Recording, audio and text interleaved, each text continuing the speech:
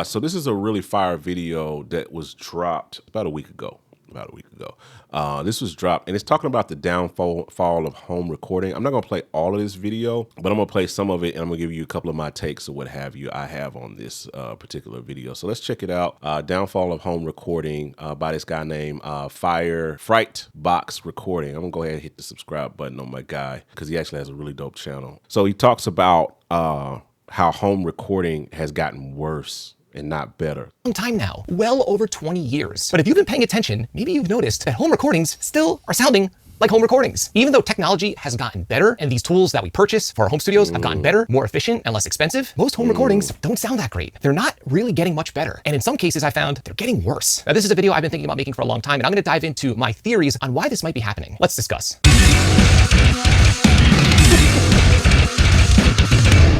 That's hilarious. I remember when I was earning my degree in audio production back in the mid 2000s, this was sort of at the beginning of the modern day home recording boom. And I remember having a lot of different conversations with my classmates and even some of my professors. And the main concern back then was that in the near future, all musicians would be recording themselves. I mean, even back then, interfaces existed, DAWs with inexpensive plugins existed. So, you know, it would make sense that if the technology was that good back then, before you know it, everyone would be recording pro level records in their houses. Well, here we are. Right. You would think that, like I said, you're talking about 20 plus years of the audio visual being able to get at home. You know what I'm saying? People, all of this consumer level audio equipment, because, you know, back in the day, SSL board would run you like $100,000 to get a quality mix console. And so you had pro level studios, you had the big box studios with the Pro Tools rigs and all of those stuff like that. That was the only place you could really go and do recording was at big box spaces like that. You know what I'm saying? Where compressors and EQs and all of these hardware pieces were so doggone expensive, the average guy couldn't afford it. You know what I'm saying? But then late 90s, early 2000s, audio interfaces started popping up. Plugins started popping up. You know what I'm saying? DAWs started popping up. You know what I'm saying? They started coming into the mix, and you could do all of these tools in the box in something as simple as the desktop computer that you had. And then the tools have continually gotten insanely better between here and, you know, now the year 2024. So that's something to think about. It was 20 years later, and that didn't happen. Now, yes, of course, there are people recording and producing great sounding stuff in their home studios, but I'm gonna be honest, in my experience, that's more the exception and not the rule. As a matter of fact, I found that home recordings have really stagnated, and in some cases, they've actually gotten worse. So the question is, why is this happening? I mean, clearly the tools have gotten better and better. The software has gotten better and better. The interfaces, the microphones, everything has gotten better and better. So why haven't the results gotten better and better? Right. We'll have a few different theories, and that's what I want to talk about in this video. All right, so the first reason why I think home recordings have actually stagnated and even gotten worse is that people are constantly buying new plugins. Now, the truth is, plugins are more amazing than ever. They're also more inexpensive than ever, which as a whole is actually a really good thing. We all have tools now. There are no excuses. But the flip side is that because these tools are so readily available and accessible, is that we're constantly swapping them out, trying new plugins, trying new drum software, trying new guitar sim software. And we have to remember and think back to the old days, the all-time great engineers and producers and mixers were not swapping out their consoles all the time. They were not buying new analog outboard gear all the time. Back then, that's all that existed. There were no plugins. But the thing is, because they used the same tools for years and maybe even decades, they would end up becoming very efficient and very good at using these tools. And the problem is I think that's a bar, and I think that's something to kind of think about, is that with plugins, the expectation with a subscription with Waves is that they're going to come out with a new plugin like every month or every other month or whatever. Slate is expected to put out new plugins all the time, but it's a plugin alliance. All these different plugin companies are expected to just continually keep producing more, keep churning it out. You know what I'm saying? And we keep getting new tools and more tools. And then, you know, I have literally like 87. I probably have about 6 different iterations of a CLA 2A compressor.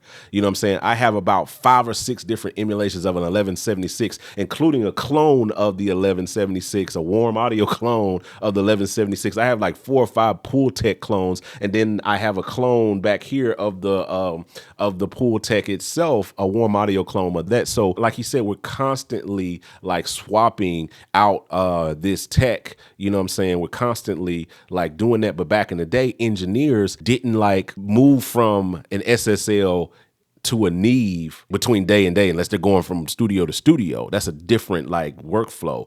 But like an engineer that had his own studio that he was working out of, he kept that SSL board for 20 years. There's some of those engineers that still have that same SSL that they bought in the 80s, and they know it like the back of their hand. The problem is because we have internet ADD, we cannot like tap in long enough to really learn the tools. You know what I'm saying? So I totally agree with what he's saying here about, you know what I'm saying, we have too much.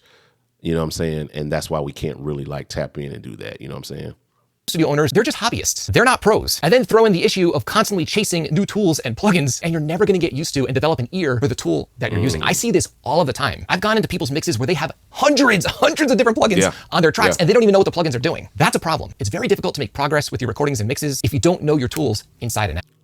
That's cool. And so that was one of the reasons why I kind of got out of crack. You know what I'm saying? I got off crack. I went to rehab and stopped cracking plugins. We're talking like 2011, 10. This is almost, 15 years ago now, when I was like really deep into that, torrent sites, getting stuff. I could not, I was the guy that had 100 plugins on the strip. You know what I'm saying? And didn't know what they were doing. I was just chasing the sounds. And I was like, well, what is this doing? I'd drop it on there. Then I'd say, they don't do it. Let me try another one. I had all the Waves plugins, all of that stuff like that, the whole bundle. And I'm throwing stuff on there, just trying to make it sound good. And I got like 8 compressors on a channel strip on a vocal for no, like, why? Like, why do I have 8 compressors on a channel strip? You know what I'm saying? Why do you have 6 EQs here? What are they doing? And I realized, when I finally got away from, crack plugins and doing that, and I told myself, I'm just going to start with the stock plugins and I'm going to learn the stock plugins, and that's all I'm going to do. Once I did that, it forced me to have to actually learn compression. It forced me to have to actually learn EQ, to actually learn these things. You know what I'm saying? So I wholeheartedly agree with them. Most of us, we have the whole Waves bundle, we have the whole plugin alliance, all of the UAD plugins, and then you don't even understand what 3 dB of compression sounds like. You don't even know what the attack and the release actually does. You know what I'm saying? And how they attenuate and all of that. You don't know where the frequency is to dig out boxiness or kill harshness. You don't even know how to really roll off the low end. You don't know some of these basic things, but you got Pro EQ and you paid $200-something for it.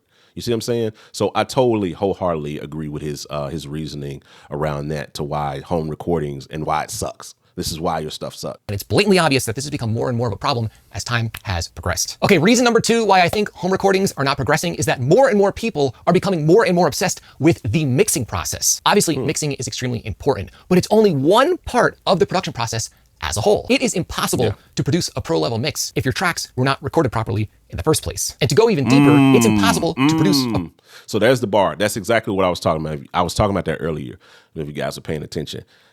Great mixes come from great recordings. That's it.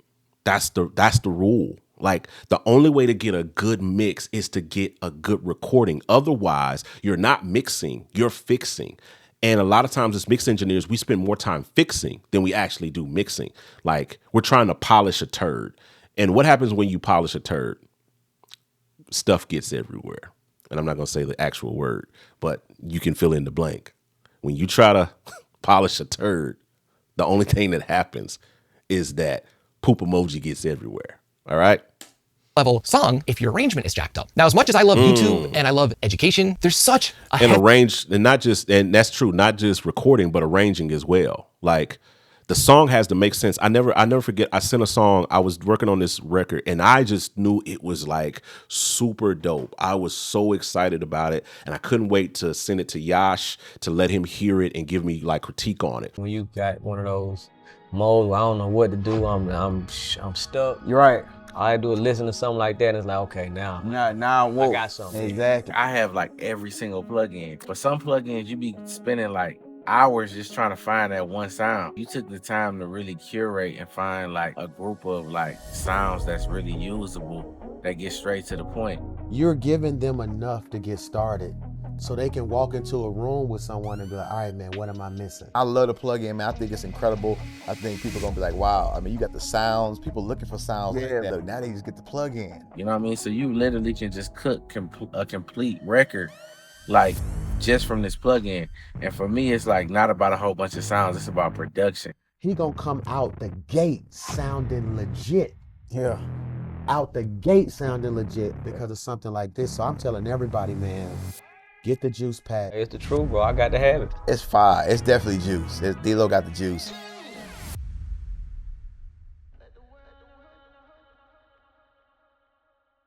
I sent it over to him, and I was really proud of my drum mix. I was so proud of my drum mix, guys. I was like, Yash is going to listen to this, and he's going to be like, the drum mix is like amazing. And so he listened to it, and he said, no, he said, the drums sound amazing. He told me, drums sound amazing, John. Drums sound amazing.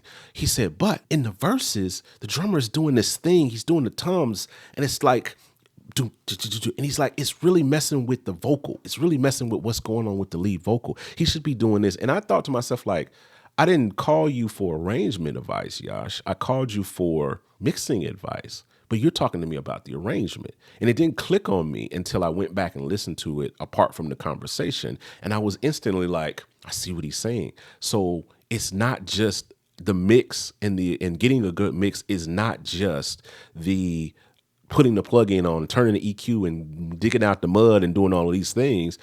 It has to be good. It has to be a good recording, and it also has to be a good arrangement.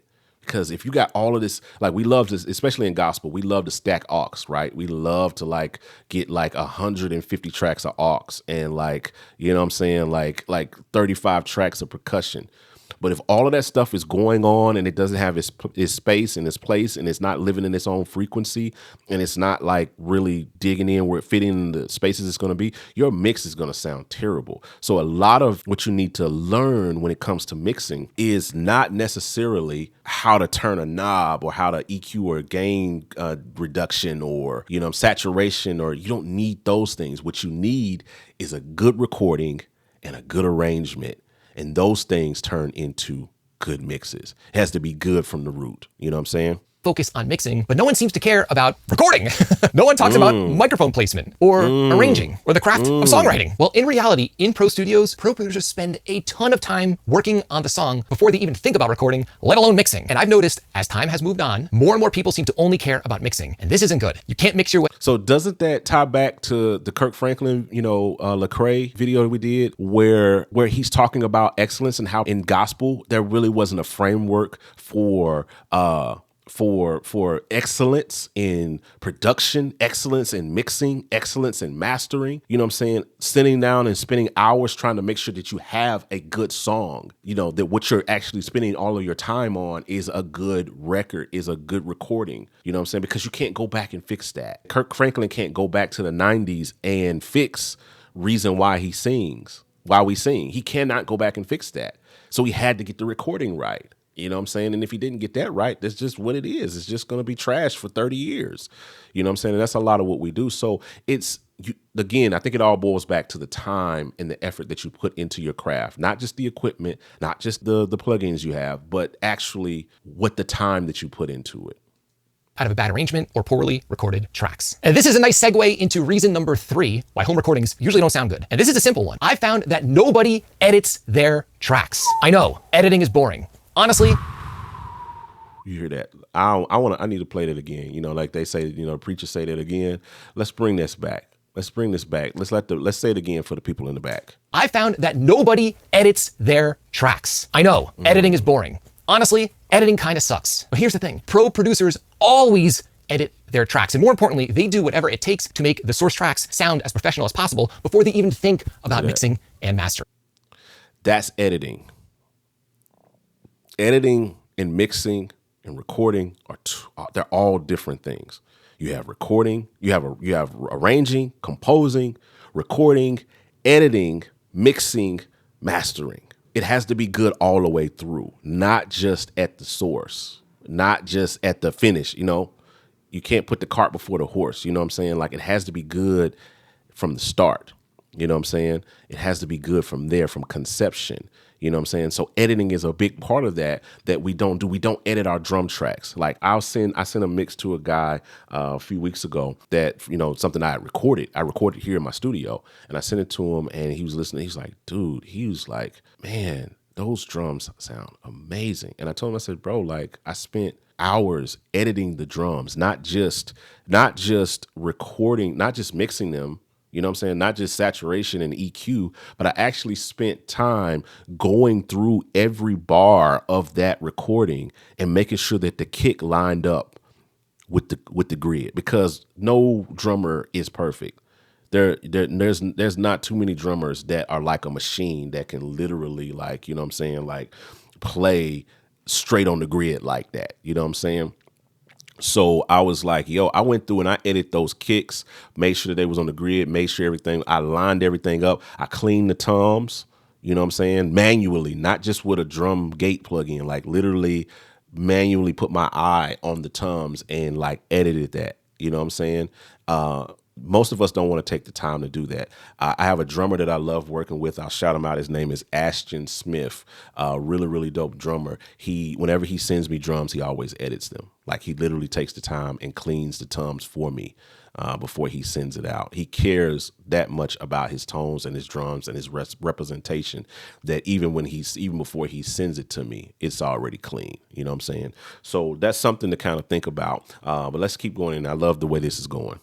Now, this has gotten so bad that I actually won't even bother mixing someone's track that they produced out of their home studio. Now, there are exceptions. Shout out to Dennis from Inventure. He did an amazing job recording his band's record, and I had a great time mixing that album. But again, that's more the exception and not the rule. Most people do not want to edit, but they want a pro-sounding track. Well, I have news for you. In all the big studios, all the pro producers are editing their tracks. And we live in a day and age where people just don't have the patience for things, I found, and they want to kind of shortcut their way to results. It ain't gonna happen. You have to edit your tracks. Okay, well, this leads me into theory number 4 on why I believe home recording has plateaued. And that is that there is an overabundance of conflicting information out there. Now, before hiring a designer for my new studio, I was stuck in this trap myself. I was diving more in depth on soundproofing methods for my new studio, and I was confused. One person was saying this, another person was saying this. It was driving me insane to the point where I just decided to hire a designer and not even worry about it myself. And this is happening in the world of production. One guy is telling you, you have to use top-down mixing. The other person is saying, top-down mixing is a myth. One person is saying, do not compress your vocals too much. It's gonna damage your recording. Another person is saying, compress the living crap out of your vocals. That's how pros do it. Well, how are you supposed to know what to do? This is a problem, and I totally get it because I've experienced it myself, especially when you have no one to talk to and maybe you're working on your music completely on your own. And that's another problem, is that so many of us are working in complete isolation. With the advent of MIDI drum software and amp sims, I've noticed that a lot of musicians don't even bother playing with other musicians anymore. They just produce their own music in complete isolation on their own, which could be cool, but it can also be very problematic. Audio production throughout history, in general, has been a collaborative process. And we've really, really been losing that over the last few decades. And I don't know, I'm starting to think it's not a good thing. People send me a lot of songs where I can clearly hear it's a guitar player programming the drums, or it's a guitar player that mixes the track because the vocals are non-existent and it's, the guitars are super loud, or maybe the kick drums are extremely loud because a drummer mixed the track and they outsourced the guitar parts or something like that. And of course, I have heard amazing music that was produced this way. Don't get me wrong. But again, more often than not, I don't know. I think it holds a lot of people back, unfortunately. I think the technology is both a blessing and a curse. The other thing, as far as technology is concerned, that I found is that it is making so many of us extremely lazy. Funny story for you. So after I graduated college and I earned my degree in audio, I was recording a ton of bands. And I noticed around 2010, 2011, 2012, 2013, more and more bands were recording demos out of their home studios, which is great. It made producing so much easier when bands would come in prepared. They'd come in with their tempos mapped, with guitar profiles. I loved it. It was awesome. But here's the funny thing. As I've gotten older and the bands have stayed the same age, so there's more of a generation gap. So I'm in my late 30s, 40, and the bands are 20, 21. What I've been finding, in general, not always, but in general, is that a lot of the younger bands don't bother with technology as much. I know this sounds crazy because so many of us are glued to our phones and we're constantly on social media, but it's crazy. In the past few years, a lot of the younger bands I've worked with don't record demos anymore. The Guitar Pro thing seems to be a thing of the past. It's almost like we've gone back to the old days where bands just jam in a room again, which is cool. That's good. And I think there's a return to that. I was talking to a friend the other day about Gen Z. I think Gen Z is definitely going to become the anti-tech generation. You know what I'm saying? Like, they seem to kind of hate they're trying to get back to tactile stuff because this generation these were the kids. Gen Z is the kids that as soon as they came out the womb, we threw an iPad in front of them. You know what I'm saying? And their first moments of life were with a touch screen. They don't know anything different. And so like my kids actually love like vinyl records. Like, they buy vinyl records. They listen to vinyl. You know what I'm saying? They're trying to return to that thing and not being so tapped into tech that, you know what I'm saying? So I think there's something to that. And I'm hoping that this generation does continue in that path to kind of get away from it, because real musicianship will come back. You know what I'm saying? Real recording, real all of that thing will come back. You know what I'm saying? in one way, I don't know, I'm starting to maybe think that all these apps that we use and all of the instant gratification is making us lazy. And tempo mapping and recording demos in your home studio is just too much work. Now, of course, I'm generalizing. I have worked with younger bands that do pre-production, but the truth is, I've noticed it's become less and less common, at least in my experience. But now some of the tools are great, but again, it's like AI, like the conversation we was having about AI. You have to know what to use, when to use, why to use. You know what I'm saying? And I think what you talked about reason 5 and reason 6 kind of coming together, it's like, yeah, that makes sense because, you know what I'm saying, we're definitely that generation that gets so much information that we don't really know what to do with, you know what I'm saying?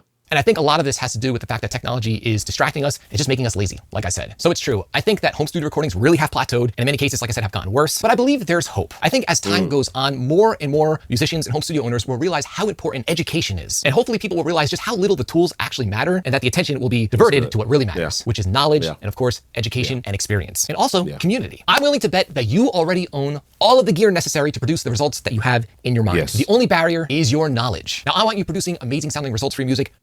Dope. So he goes on to try to promote some stuff, but either way, I think that's a fire conversation. You guys should definitely check out the full video. I'll link it down in the description of this video. But it's super crazy to think about like where we are. And I remember being that kid, you know, early 2000s, bright-eyed, bushy-tailed, seeing like, you know, in Sweetwater, circling like all of the audio interfaces and all of the stuff that was out of Digi 003 and thinking to myself like, I'm gonna have one of those one day and I'm gonna build my home studio in my basement, you know what I'm saying? And here I am, 2024, here I am, home studio in my basement, all of the gear that I could even think about, that I could ever think about, and ask me how much time per week that I actually put into actually creating music itself.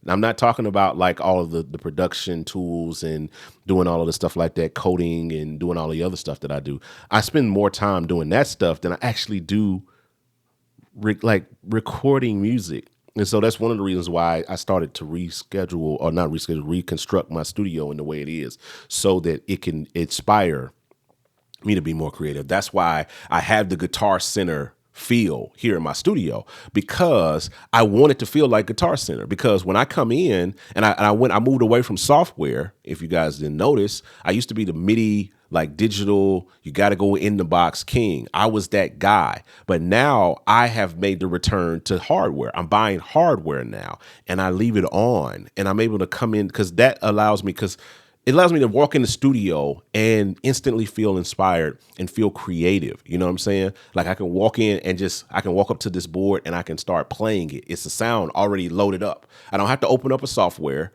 I don't have to do anything but just play.